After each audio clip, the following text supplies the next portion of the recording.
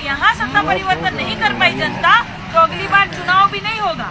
आप लोग याद रखिएगा, दोबारा चुनाव होगा नहीं, कोई आप लोग का नेता नहीं होगा, कोई आवाज उठाने वाला आप लोग के बीच में होगा नहीं। समाजवादी पार्टी ने आपको प्रत्याशी घोषित किया, क्या कहेंगे?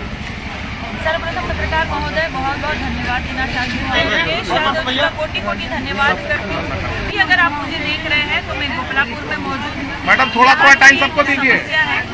यहाँ पे एक सार्वजनिक स्थान है जो कुछ दबंगों द्वारा उसे हथियाया जा रहा है, लगातार उसके निर्माण कार्य उसका ग्रामीण लोगों की मांग है कि वो अगर सार्वजनिक स्थान है तो वहाँ विद्यालय बन जाए या कुछ धर्मशाला जैसा कुछ निर्माण हो जाए या फिर वहाँ पे एक पार्क बन जाए, पार्क की सुविधा हो जाए।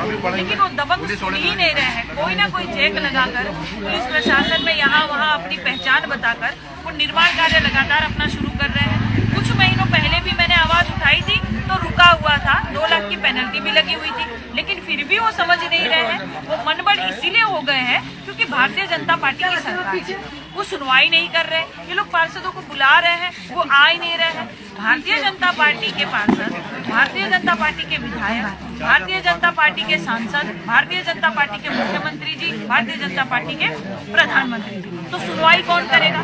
एक तो विपक्ष में नेता ऐसा होना चाहिए जो जनता की सुनवाई कर सके, उनके न्याय की लड़ाई लड़ सके, उनके लिए आवाज उठा सके, उनकी समस्या का समाधान कर सके। इसीलिए मैं आई हूँ, जहाँ भी जनता की समस्या होगी, जहाँ भी जनता मुझे बुलाएगी वहाँ मैं पहुँच जाऊंगी। जबकि मेरे पैर में फ्रैक्चर हुआ है, कुछ दिन मैं लगातार लाठी से चली, लेकिन पैर में सूजन आ गई तो मैंने व्हील चेयर खरीद लिया है। व्हील चेयर के माध्यम से चलूंगी, लेकिन अपनी जनता के बीच में चलूंगी, इनके हक की न्याय की आवाज उठाने का काम करूंगी। और इस बार जनता ही भारतीय जनता पार्टी को जवाब देगी, क्योंकि महापौर चुनाव में जो हमारे साथ धांधली होने का काम किया था, जो दलित पिछड़ा समाज की महिला के साथ ये लोग धांधली करने का काम करते हैं, इसका जवाब जनता देगी।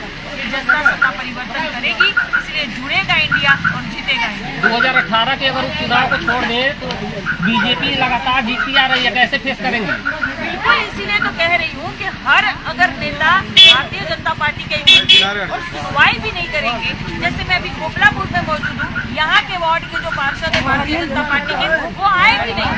जनता बुला बुला के थक गई है, जनता बुला बुला के थक गई। बुला रहे थे ना आप लोग पार्षद को, आए हैं कभी?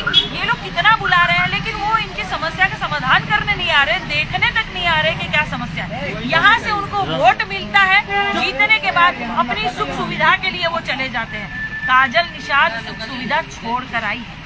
भारतीय जनता पार्टी के नेताओं के पास जितना भी धन है ना, उतना धन में छोड़ कर आ गई है। जनता को अच्छी तरह से पता है मैं समाज सेवी हूँ, समाज के लिए लड़ती हूँ, जनता के लिए लड़ती हूँ। तो जब कोई नेता सुनवाई नहीं करेगा तो जनता ही सत्ता परिवर्तन करेगी। जनता को अच्छी तरह से पता है कि लोकतांत्रिक देश है, अगर यहाँ सत्ता परिवर्तन नहीं कर पाई जनता तो अगली बार चुनाव भी नहीं होगा। आप लोग याद रखिएगा, दोबारा चुनाव होगा नहीं, कोई आप लोग का नेता नहीं होगा, कोई आवाज उठाने वाला आप लोग के बीच में होगा नहीं। इसलिए सत्ता परिवर्तन आप लोग करोगे ना? सब साइकिल को वोट दोगे ना? नगर निगम के अधिकारी अपना काम नहीं कर रहे, देखिए ऐसे ही पूरा कचरा है। इसी के लिए मैं चुनाव लड़ती हूँ, जनता के बीच में रहती हूँ। ये सभी अच्छी बात है। बच्चे बीमार पड़ते हैं, इसी नाली में यही खेलते रहते हैं, मिट्टी में बच्चे बीमार पड़ते हैं, तो बीमारी का घर है, ही प्रदूषण है। इसका साफ करने का काम नहीं किया, जबकि योगी जी खुद कह रहे थे कि 6 महीने में अगर काजल निषाद ने दिखाया है कि पूरा कचरा है शहर में, गोरखपुर में, तो 6 महीने में हम साफ करने का काम करेंगे। और ये 6 महीना हो गया, देखिए कितना महीना हो गया महापौर चुनाव? महीना तो 8 महीना। तो मौजूदा के सांसद है, वो 5 साल से यहाँ पे सांसद हैं, खुद मुख्यमंत्री योगी आदित्यनाथ का जिला है।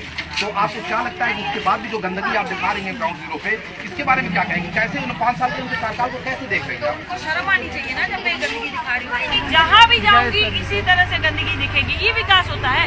बाहर राज्यों में कहा जाता है, अरे बाप रे, योगी बाबा ने उत्तर प्रदेश को तो चकाचक कर दिया। रवि किशन जी अभिनेता थे और नेता बने, लेकिन फिर भी वो अभिनेता ही रहे। आप भी अभिनेत्री हैं। लेकिन मैं भले अभिनेत्री थी, लेकिन मैं समाज सेवी भी थी। और और मैं समाज सेवी ही हूँ। मैं लगातार जनता के बीच में आपको नजर आऊंगी, सोशल मीडिया के माध्यम से देख लीजिए।